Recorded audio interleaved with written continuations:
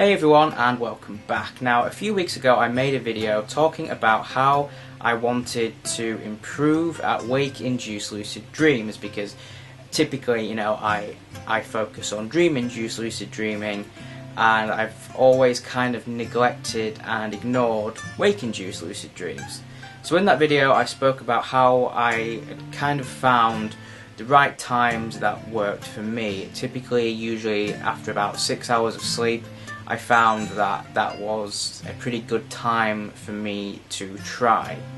Now, I just kind of wanted to talk about how that's been, and yeah, I'd say I've had quite a bit of success in the last couple of weeks.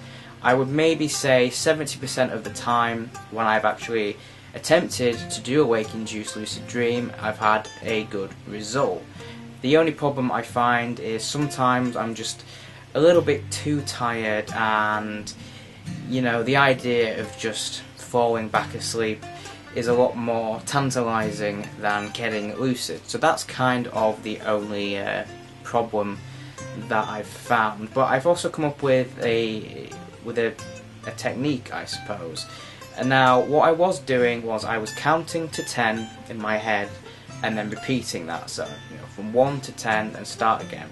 As a way to kind of keep my mind focused so that I wouldn't just fall straight asleep, but at the same time it wouldn't keep me too awake.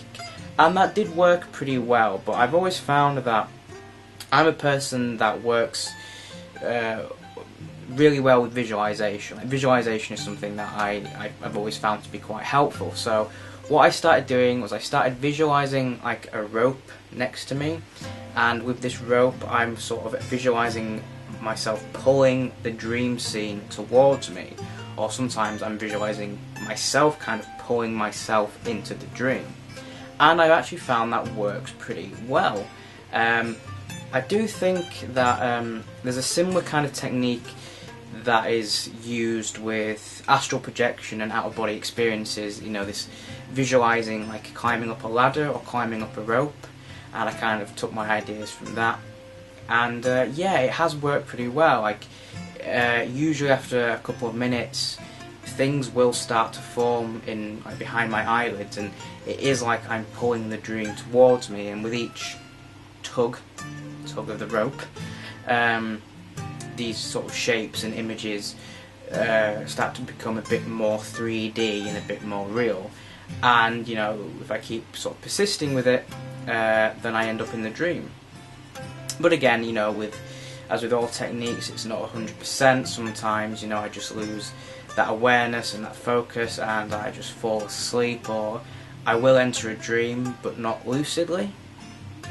So anyway, that was just kind of what I wanted to say, just letting you guys know that I have had some success with my recent attempts with wake-induced lucid dreams. If you're someone who has been trying to do them as well, it'd be really cool to hear how you're getting on with it.